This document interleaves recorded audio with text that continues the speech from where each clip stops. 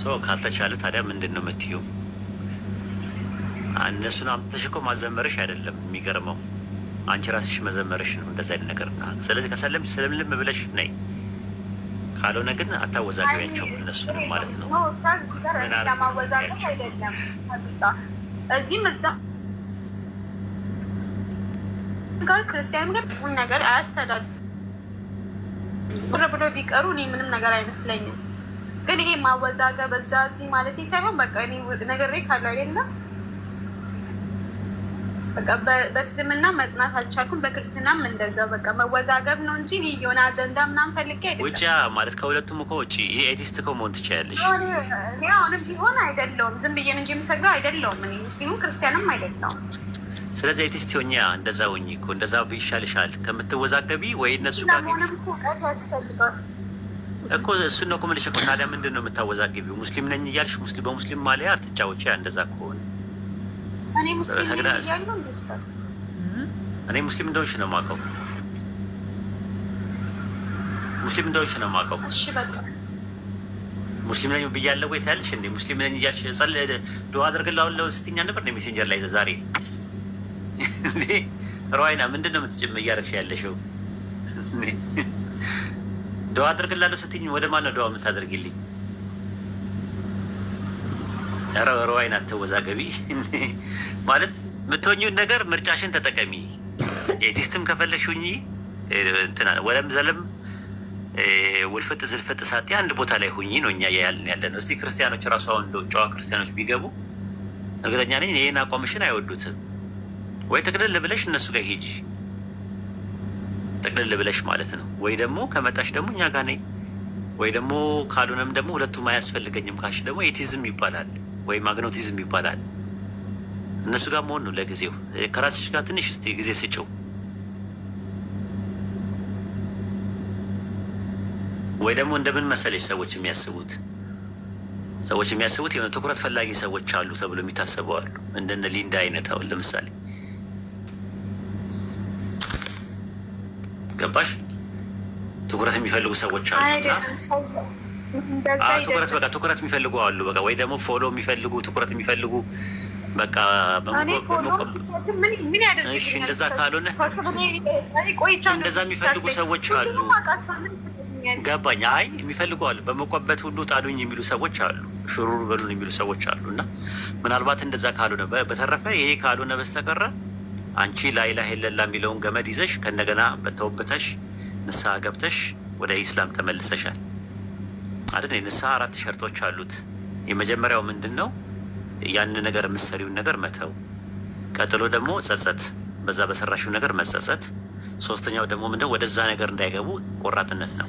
አራተኛው እና የመጨረሻው ደግሞ የሰው ሀቅ ከነካሽ የሰው ሀቅ ለዞለምሽበት ዙልም ይቅርታ መጠየቅ ነው። ያ ሰው ይቅርታ መጠየቅን እምቢ ካለ እና ካሳ ከፈለገ 100 ብር ተሰርቆ ከሆነ 100 ብሩን መመለስ። እሱ ከሌለ ደግሞ አድርጎች ለመሳኪኖች መስጠት። የተውበት መስፈርቶች 4 ናቸው። 3ቱ ግን ያንቺና ያለ ሀቅ ነው። አንድ ሰው አልኮል የሚጠጣ ከሆነ የአሳማ ስጋ የሚበላ ከሆነ የራሱ ሀቅ ነው እየነካ ያለው። ለዛ ተውበት ብቻ ነው፣ 3ቱ ብቻ ነው የሚያስፈልገው። ያለን ሀቅ ነክቶ ከሆነ አሁንም 3ቱ ነው የሚያስፈልገው። የሰው ሀቅ ከሆነ ነክቶ ከሆነ ደግሞ 4ተኛው ይቅርታ መጠየቅ አለበት። እነዚህ ናቸው የንስሐ ሸርጦች። ስለዚህ አንቺ በንስሐ ተመልሻለሁ ወደ አላህ ካልሽ እነዚህ 3ቱን ነገሮች ቢያንስ ልታሟይ ይገባሻል። ሀቁን አትንኪበት፣ ያለህን ሀቅ። ይህንን ነው እኛ ያለ ነው ማለት ነው። እና በተቻለ አቅም ቆም ብለሽ አስቢበት ይህንን ነገር። ሪሊ ማለት ህይወት ቀላል ነገር አይደለም። ተኝተሽ ለመነሳትሽ ምንም ዋስትና የለሽም። ሩዋይና እየሰማችሁ አይደለም ኡስታዝ? እንቅልፍ እንዴት እንደሚመጣ መቼ እንደሚወስድሽ እያወቅሽው አይደለሽም። ሁላችንም ምንም ጋራንት የለንም። ልክ ሞትም ሲመጣ እንደዚህ ነው። መቼ እንደሚመጣ እና መቼ እንደሚወስድሽ አታውቂው። ተኝተሽ ለመነሳትሽ ምንም ዋስትና የለሽም። በአንቺ እጅ አይደለም ያለው። አላህ ምህረቱን ሰጥቶሽ ቸርነቱን ሰጥቶሽ ያላህ ራህመት ሆኖ ያላህ መግፊራ ሆኖ ተኝተሽ እየተነሳሽ ነው። እድሉን ሰጥቶሽ በእድሜሽ ላይ አንድ ቀን ራሱ ጨምሮልሽ ነው እያደርሻለሽ። በዚሁ ሞት በወጣትነት ክልትው ማለት አለ፣ አደጋ አለ፣ ጦርነት ተፈጥሮ የሆነ ነገር መደረማመስ አለ። አንዳንድ ጊዜ ደግሞ ውስጥ ያሉ ነገሮች ብለድ ሰርኩሌሽንም ሊሆን ይችላል። የሆነ ነገር ቆሞ ጸጥ ማለት አለ። ብዙ ሰዎች የምናውቃቸው ሰዎች ክልትው ብሎ የሚጠፉ ሰዎች አሉ። ክልትው ብሎ የሚጠፉ ሰዎች አሉ። ያ ነገር ያ ሞት እያለ በሞት እጅ የተያዘ ሰው ነገ ጠዋት ፈራሽ ከሆነ ዱንያ ላይ አጭር ነው የምንኖረው። ሩሃይና መጨረሻ ላይ ይዘን የምንሄደው ነገር አካላችንን እንኳን ይዘን አንሄድም። ስፖርት የምንሰራው የምንንከባከበው ይሄ አካላችን፣ ከአብራካችን የሚወጡ ልጆቻችን፣ ንብረታችን፣ ገንዘባችን ይዘናቸው አንሄድም።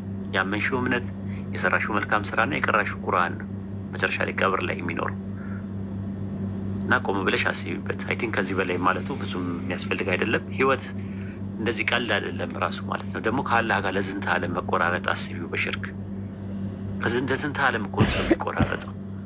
አይማርም። የማይማር ወንጀል የተባለው ሽርክ ነው። ከዛ በኋላ ያለው ነገር ይሻላል። ቢያንስ አላህ ቀጥቶም ይምራል። ማለትም ያው ፍትሀኛ ነው። መሀሪም ቢሆንም ፍትሀኛም ነው። ሰዎች ለሰሩት እንትን ይቀጣል። ሙስሊም ነው ብሎ ዝም አይለውም። አንድ ሰው ሙስሊም ነው ብሎ አንድ አምላክን እያመለከ ሌላ ነገሮችን ኃጢአቶችን ቢሰራ ለዛ ነገር በንሳ ወደ አላህ እስካልተመለሰ ድረስ ይቀጠዋል ራሱ። አይ እንትነ ሙስሊም ነህ በቃ እንደፈለገ ፈንጭ የሚባል ነገር የለውም። ነገር ግን ሽርክ ደግሞ ለዝንተ ዓለም የምትቆራረጭበት ነው ከአላህ ጋር። በጣም ከባድ ነው፣ የሚዘገንን ነገር ነው። እኔ እንዴት እንደሆነ አላውቅም ማለት ነው። ሽርክን ምን እንደሆነ ወይ አልቀመሽውም። እነሱ ጋር በነበርሽበት ሰዓት ላይ ሽርክ ምን እንደሆነ አልገባሽም ወይ? ክርስትና ውስጥ የነበረው ነገር ማለት ነው። ሰው እኮ እስልምና ትክክል አይደለም ብሎ እንኳን ካሰበ ትክክል አይደለም ብሎ የሚያስብ ሰው ድጥ ከሆነበት ወደ ማጥ አይገባም። ተመልሶ ደግሞ ወደ ማለት ኤቲዝም ምናምን የሚሆኑ ሰዎች እኮ አሉ። እነሱም ቢሆኑ ይመለሳሉ በኋላ ላይ። ግን በቃ ሰው ለማምለክ ነው የምትሄጂው። መለኮት የተዋሃደው ሰው አለ። ያንን ሰው ነው የምታመልኪው። መለኮት የተዋሃደው ሰው አለ። መለኮት የተዋሃደው ፍጡር አለ። ድንግል ማርያም ማህፀን ውስጥ ኬሚካል ሪያክሽን እና ሜካኒካል ፈንክሽን አድርጎ ፕሮሰስ አድርጎ የመጣ ሰው አለ። ያንን ሰው ነው የሚያስመልኩሽ። ሄደው ሰላትሽን ትታያለሽ። አሰግጂም እኮ ራሱ መጨረሻሽ እሱ ነው የሚሆነው።